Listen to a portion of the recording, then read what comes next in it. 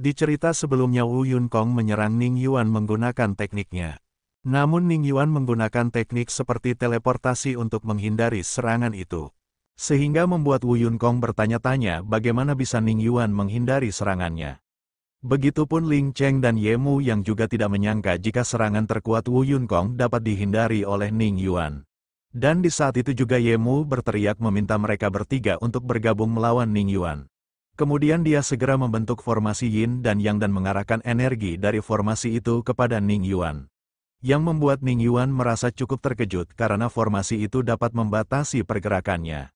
Sembari menatap Ye Mu, Ning Yuan berkata, "Seorang master formasi. Kau pasti yang bernama Ye Mu?" Lalu Ye Mu menjawabnya dengan berkata, "Sekarang sudah terlambat bagimu mengetahui identitasku. Karena saat ini kau telah terjebak dalam formasiku dan kau tidak akan mungkin bisa lepas darinya." Dan di saat bersamaan sebuah energi api mulai tercipta dan mengarah kepada Ning Yuan. Dan energi api itu ternyata diciptakan oleh Ling Cheng. Lalu disusul oleh Wu Yunkong yang melemparkan palunya ke arah Ning Yuan. Sehingga saat ini ada 3 serangan yang secara bersamaan mengarah kepada Ning Yuan. Di sisi lain terlihat Xia Guye yang tersenyum senang ketika melihat Ning Yuan terpojokkan sembari dia berkata, "Mereka bertiga telah bekerja sama, aku yakin perjalanannya menuju puncak akan berakhir di tempat ini." Namun Wu Feng malah berkata jika dia sangat tertarik dengan Ning Yuan. Tapi sungguh disayangkan dia tidak akan dapat mencapai puncak. Dan kini terlihat ketiga serangan itu memukul Ning Yuan yang terjebak di dalam formasi dengan sangat telak.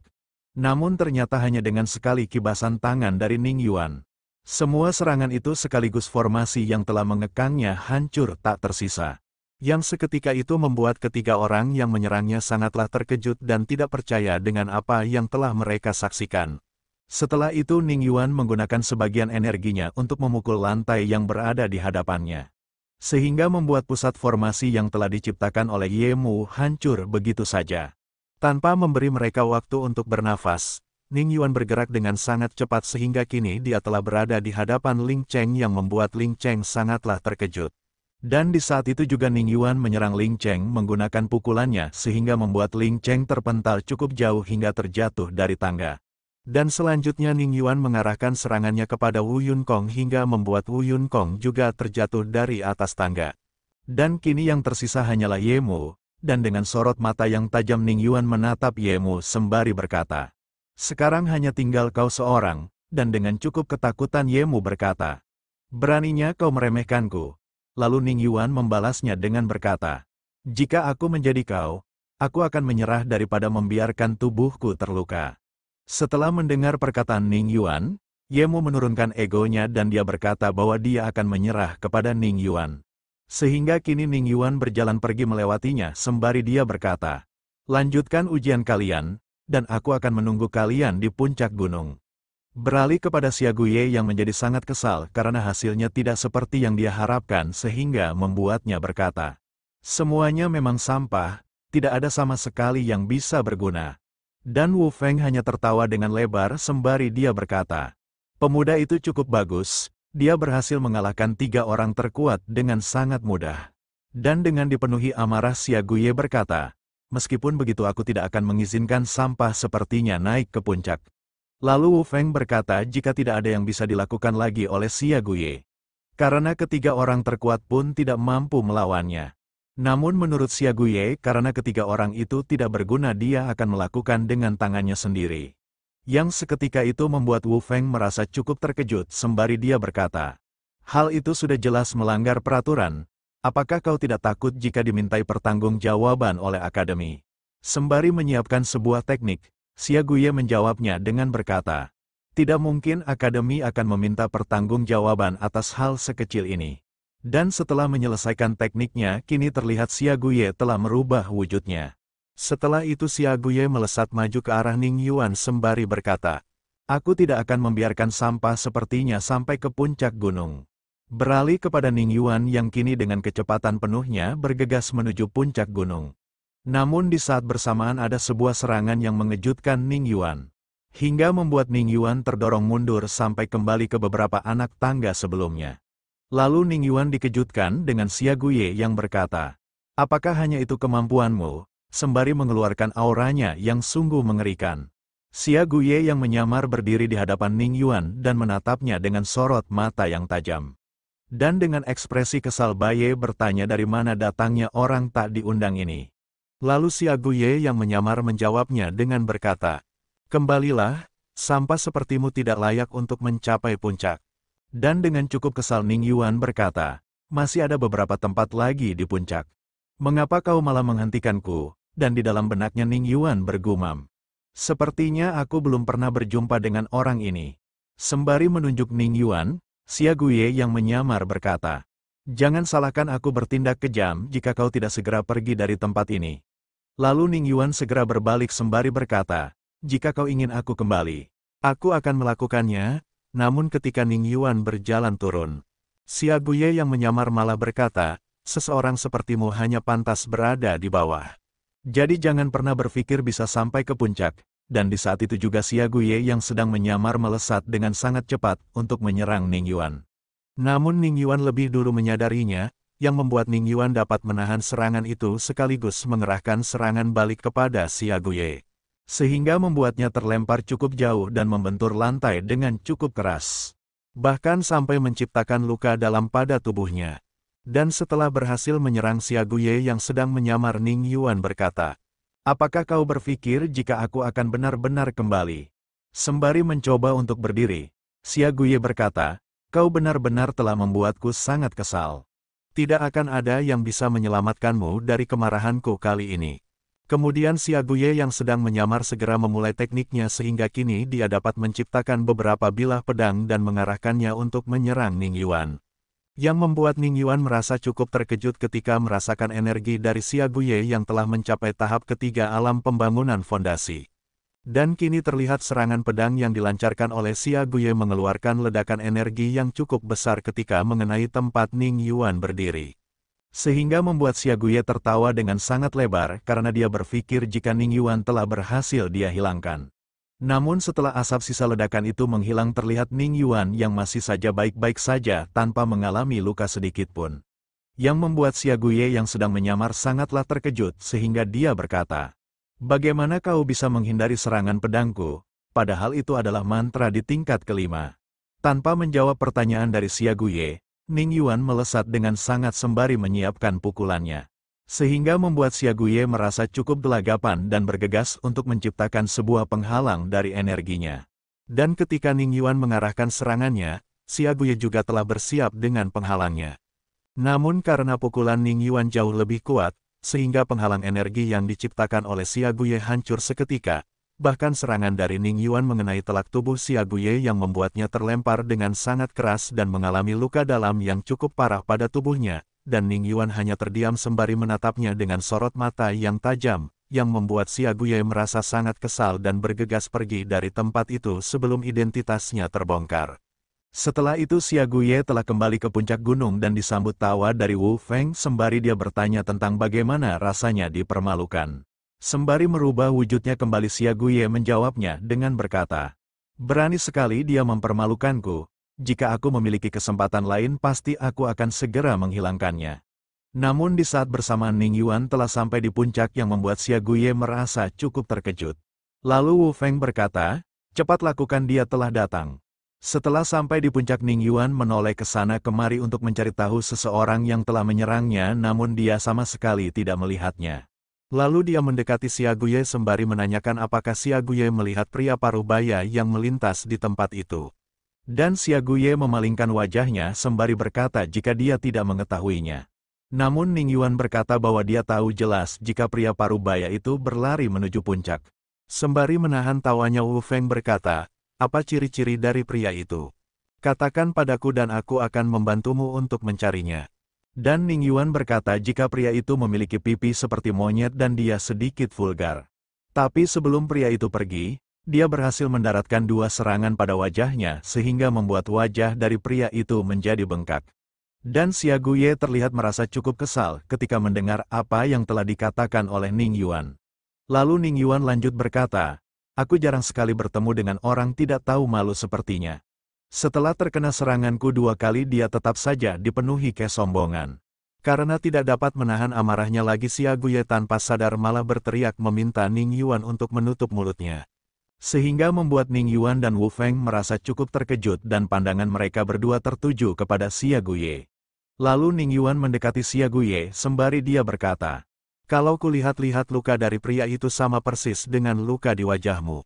Ngomong-ngomong, bagaimana bisa wajahmu terluka sampai seperti itu?" Dan di saat bersamaan Wu Feng tidak dapat lagi menahan tawanya yang membuatnya tertawa dengan sangat keras. Setelah menerima beberapa hinaan dari Ning Yuan, Xia Guye berjalan pergi sembari dia mengumpat kesal kepada Ning Yuan. Setelah kepergian Xia Guye, Ning Yuan bertanya tentang apa yang sebenarnya telah terjadi. Lalu Wu Feng memanggil Ning Yuan sembari dia berkata, "Tubuh fisikmu terlihat sangat kuat, tapi sayang sekali kau tidak memiliki dantian. Jika kau memilikinya, aku pasti akan meminta master dari akademi untuk membuat pengecualian dan membiarkanmu masuk ke dalam akademi secara langsung." Namun Ning Yuan berkata jika semua itu tidak masalah baginya. Tak terasa setengah jam telah berlalu dengan begitu cepat sejak kejadian itu. Dan kini terlihat beberapa orang lainnya telah berhasil mencapai puncak sehingga kuota dari ujian kali ini telah terpenuhi. Dan di antara mereka ternyata Renji juga berhasil lolos dan kini dia mendekati Ning Yuan sembari dia berkata, "Ternyata kau juga berhasil lolos."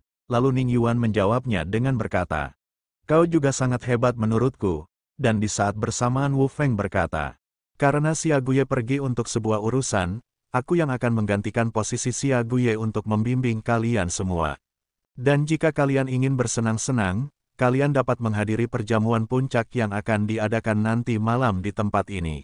Lalu Ning Yuan menanyakan tentang apa yang dimaksud dengan perjamuan puncak. Kemudian Renji menjelaskan bahwa perjamuan puncak adalah kepedulian Akademi Daun Gugur terhadap keluarga besar kota Cahaya Perak. Ada banyak praktisi yang berpartisipasi dalam ujian Akademi Daun Gugur. Namun Akademi Daun Gugur hanya menerima praktisi yang terkuat.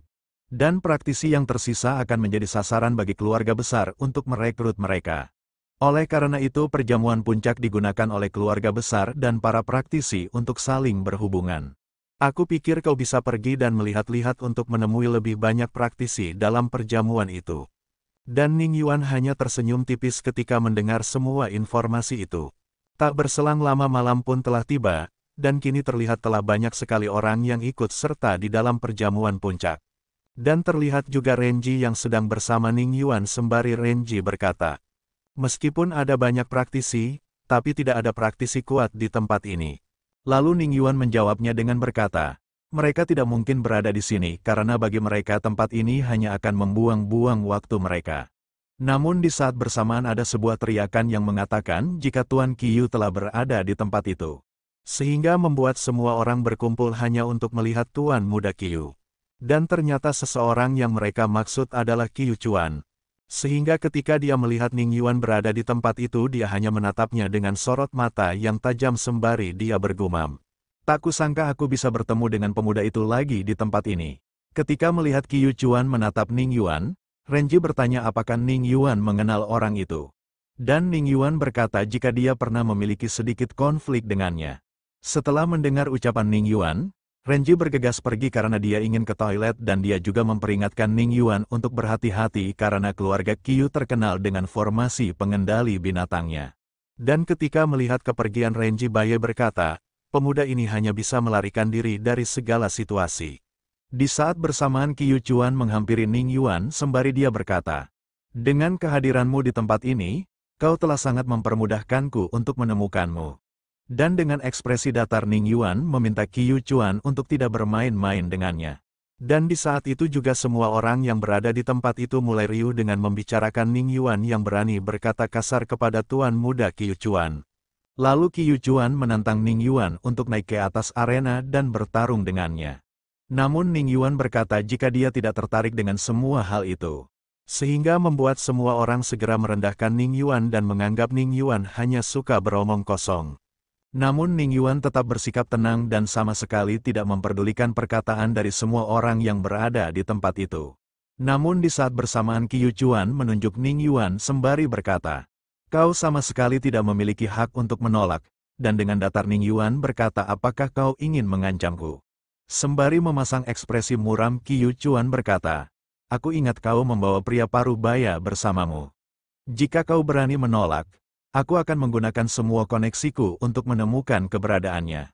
Dan dengan sangat kesal Ning Yuan berkata, jika kau berani berbuat sesuatu, aku akan menghilangkanmu.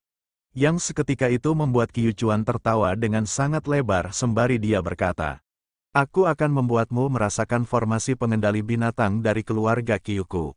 Dan dengan sorot mata yang tajam Ning Yuan membalasnya dengan berkata, aku akan menunggumu. Dan di saat itu juga Ning Yuan segera melompat ke atas arena pertarungan. Namun ternyata yang akan bertarung bukanlah Qiu Chuan, melainkan seseorang yang bernama Deng Dalong yang memakai sirah lengkap yang menawarkan diri untuk melawan Ning Yuan. Dan masih banyak lagi yang menawarkan diri untuk menggantikan Qiu Chuan di dalam pertarungan. Dan Qiu Chuan memberi hormat kepada mereka sembari mengucapkan terima kasih atas apa yang mereka lakukan untuknya. Kemudian kini terlihat Deng Dalong telah bersiap di atas arena dengan mengeluarkan energinya sembari dia berkata, karena kau telah bertemu denganku, aku pastikan hanya kemalangan yang akan menimpamu. Dan di saat itu juga Deng Dalong melesat dengan cepat sembari mengarahkan pukulannya untuk menyerang Ning Yuan. Namun ternyata pergerakan Ning Yuan lebih cepat darinya yang membuat Deng Dalong merasa sangat terkejut. Dan kini Ning Yuan mengarahkan pukulannya untuk menyerang Deng Dalong. Sehingga membuat zirah yang dikenakan dengan Dalong hancur seketika. Bahkan membuat Deng Dalong terlempar keluar dari dalam arena pertarungan.